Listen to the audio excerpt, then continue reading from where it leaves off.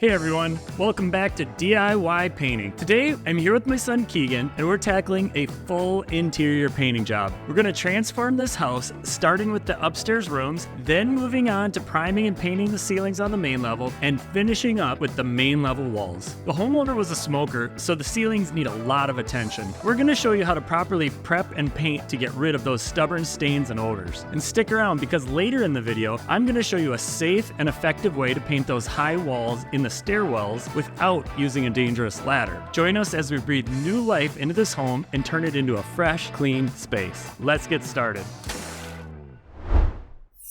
Now let's dive into the first step of our project, taping. When you're taping, here's a few tips to keep in mind. First, make sure the surface is clean and dry. Dust and debris can prevent the tape from adhering properly. We'll go around with either a rag or a dust brush and just make sure that all the trim is completely clean before we go ahead and tape. Second, press all of the tape firm. I like to use a mud knife or a 5-in-1 tool and press the tape down firmly after I put it on to prevent any paint bleed. Taping might seem tedious, but it's still a vital step to achieving that professional look.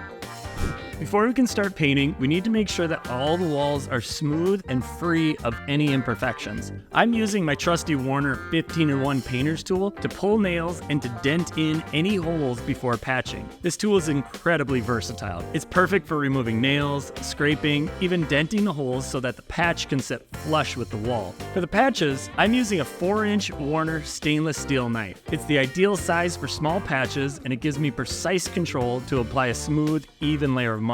Here's a few tips for patching.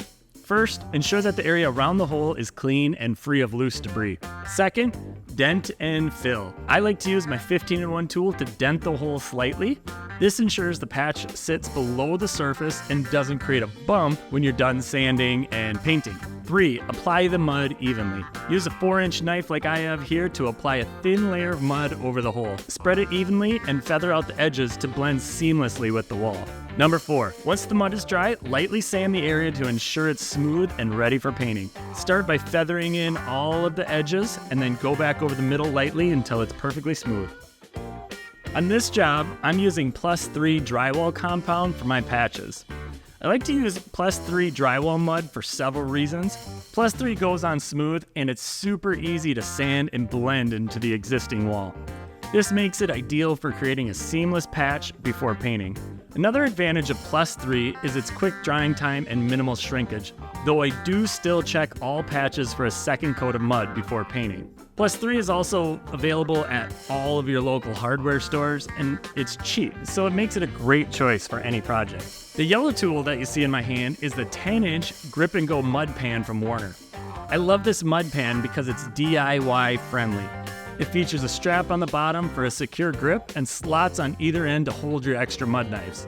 Now, while I'm focused on wall repairs, Keegan continues taping off the trim, doors, and windows. It's nice having someone you've worked with for a long time by your side. After a while, you both just know what to do and follow the process. Whether it's an interior, exterior, or cabinets, Keegan knows exactly what to do and jumps right into his tasks while I handle mine.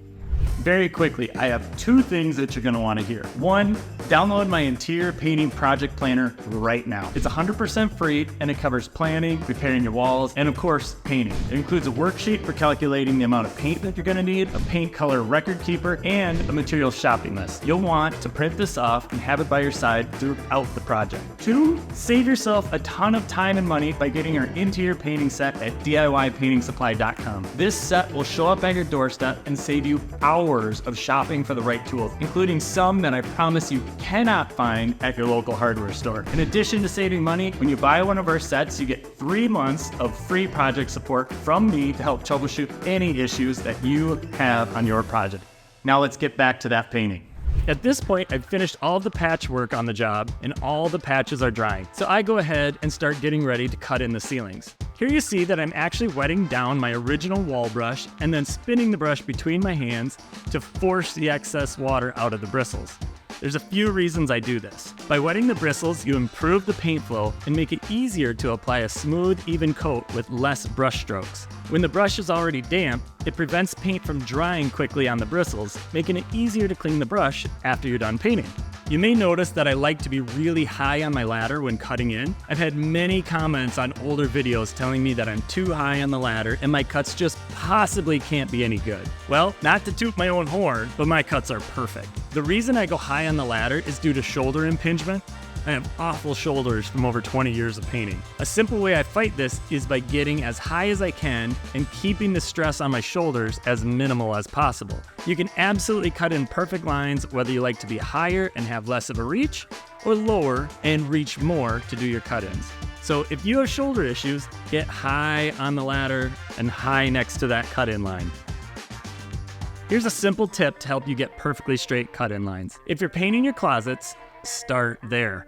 It's a great place to practice and improve your cut lines since nobody will ever judge how straight your paint is in your closets.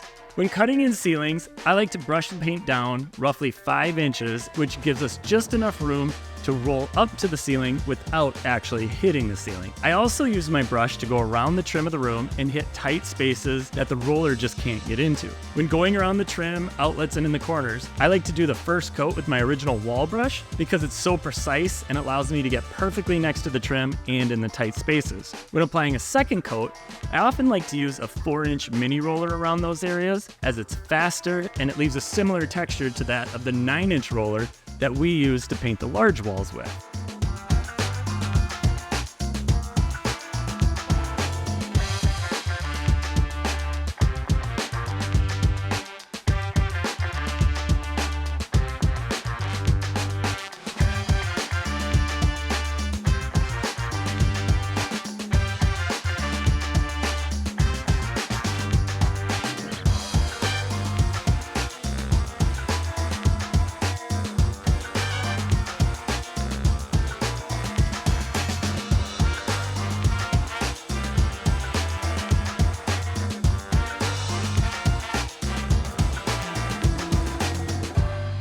Just cleaning out my brush. But I do want you to notice how quickly the original wall brush cleans and how perfectly it cleans after cutting in a couple of rooms. This brush was designed to be easily cleanable and last for a long time. When I'm done cleaning, I twirl the brush between my hands to get as much water out of the brush as possible before letting it dry and putting it back away into its case, which will help it keep its shape over the long run.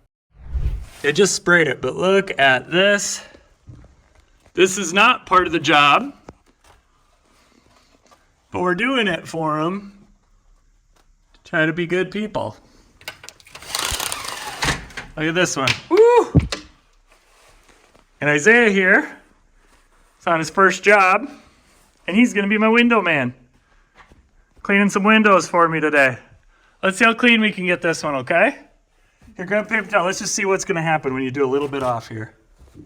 Look at how dirty that is. Woo! All right, scrub those up. Show me how clean you can get it, all right? And right into the garbage. Wow. All right, let's check it out. Woo! Look at that.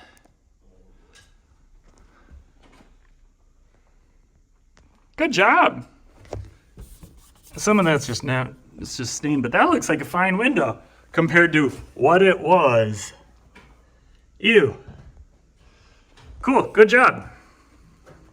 Part of this job was painting all of the ceilings on the main level. In order to get the ceiling to look white again and stop the smoke smell, I would need to prime these ceilings before painting them. The first thing I needed to do though was to clean up the fan and the corners of the ceiling so that I could properly prep everything for paint. I'm pretty sure this fan hadn't been cleaned in at least 10 years. Once it was clean, I draped plastic over the fan and taped it up tight. Next, I moved on to draping plastic over the sliding door, the windows, the fireplace, and the kitchen cabinets and countertops. I don't need to do anything too special when prepping for the ceiling. I just drape plastic over the items that need to be protected and use a few pieces of tape to make sure that my plastic stays in place.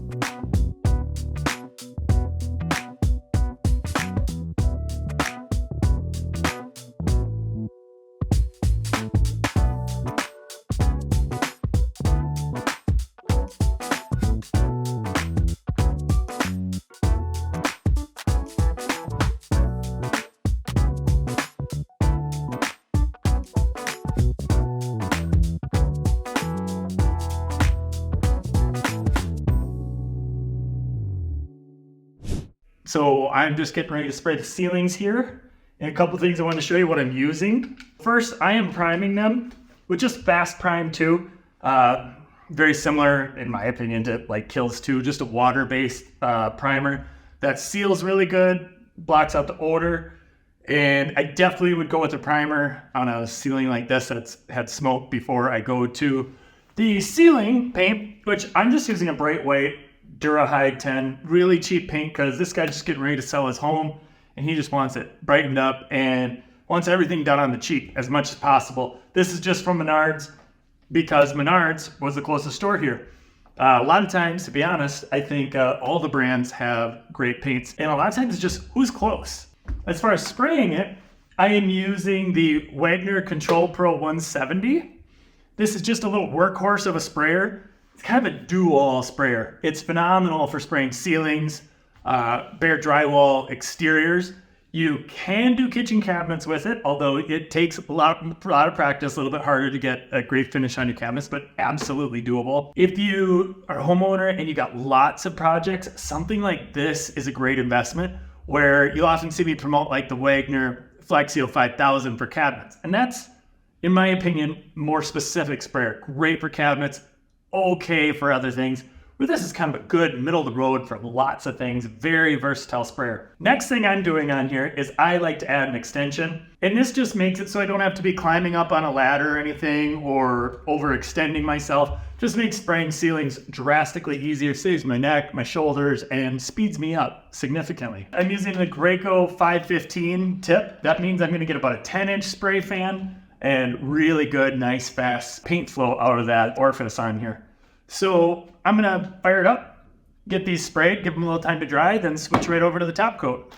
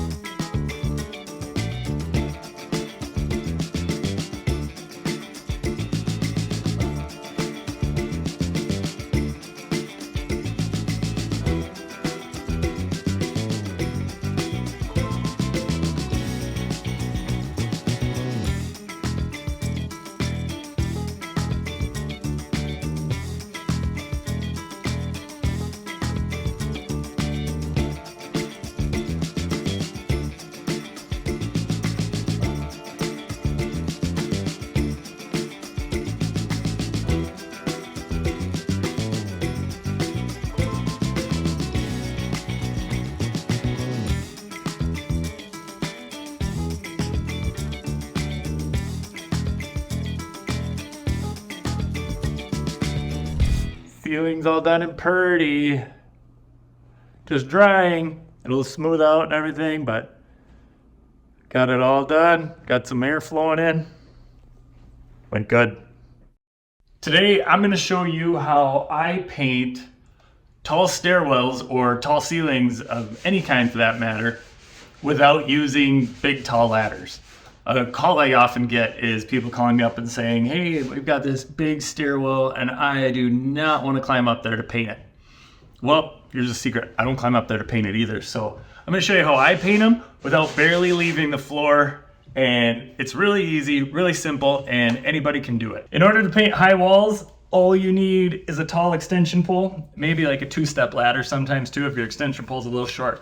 What I like to do is to tape my brush onto the extension pole and do all my cutting in like this, and it's surprisingly easy. You wouldn't believe it. You'd think you'd have little control, but with just a little bit of practice, this works incredibly well, especially if you don't have the right ladders to get up there, or you just don't like going up on ladders. But you can get pretty fast with this method, and then just cut in your ceilings with a brush on a pole, and it works fantastic. So check it out.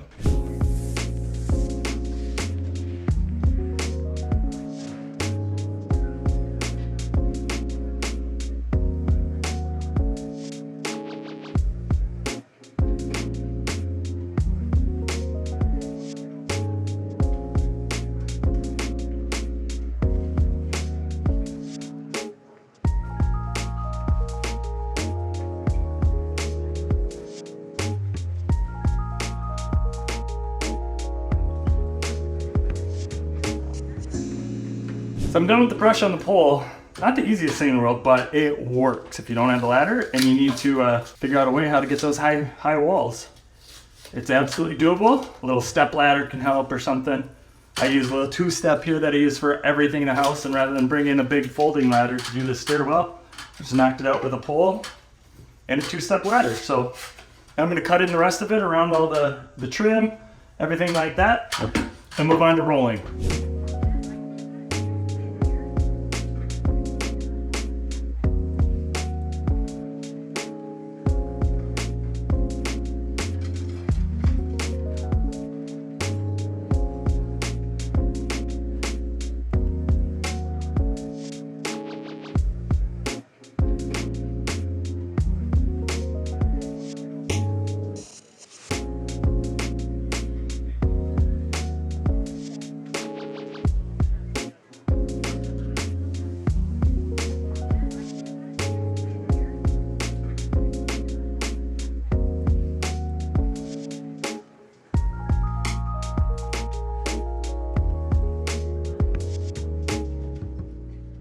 At this point, we're getting close to done with the job. The upper level is painted, the stairwell is painted, and the ceilings are all painted as well. So it's time to cut in the ceilings on the main level.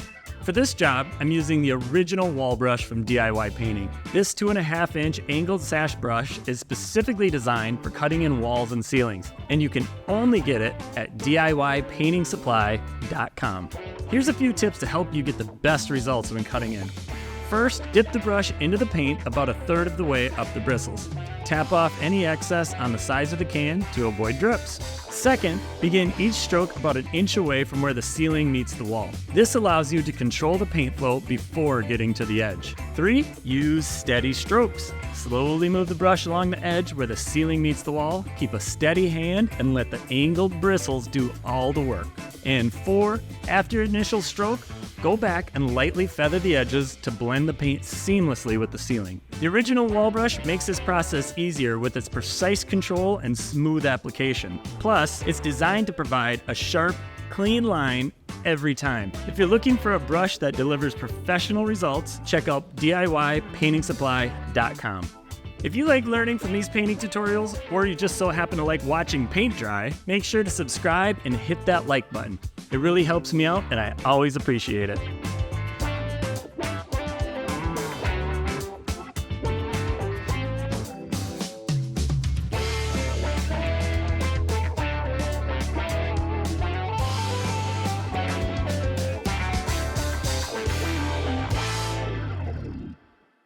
All right, it's 5 o'clock here, and I am done painting for the day, but I'm not done painting on this job yet. So what do I do with my roller cover and my paint tray and everything? I mean, I could take 10-15 minutes, wash them all out really good, and that would be fine, but I don't really want to. I'm tired, I want to go home. So I got this really cool little plastic roller cover thing. It's called a paint pal. So you just open it up, and there's even a little foam thing here, and it goes right, your roller goes right in there, and the frame even stays on. We don't even have to take the roller off the frame. You know, if you try to pull that roller off the frame, it's a hot mess. Close it up, click it shut, and there you go. It says it'll keep your roller nice and wet for 24 hours. I have left mine in for over a weekend, came back, and my roller's perfectly fine, but it says 24 hours. Second, this is my favorite painting tray ever. It's deep, holds like 2 or 3 gallons of paint. It's awesome. I can paint in this thing all afternoon. And what's really cool about it is the lid doubles as a small little like touch-up tray if you just have some little things, or you go here, and all I need to do here is put the lid on, and that's covered. That'll be fine overnight. That probably won't last a weekend. You'd get some air around, everything you start drying around the edges, but that is good to go. I can show up tomorrow, and these are both ready for me to just start painting first thing in the morning. Well, that wraps up this interior paint job. We successfully primed and painted all the ceilings on the main level. Then we painted all the walls in the home so the homeowner can hopefully have a quick and profitable sale of his home. I'm curious, what DIY painting projects are you interested in learning about, or what projects do you have coming up on your home? Let me know in the comments below. I'm always looking for more DIY painting video ideas. Hopefully you learned something watching this, or at least entertained in some way. Thanks so much for watching, and good luck on your DIY painting project.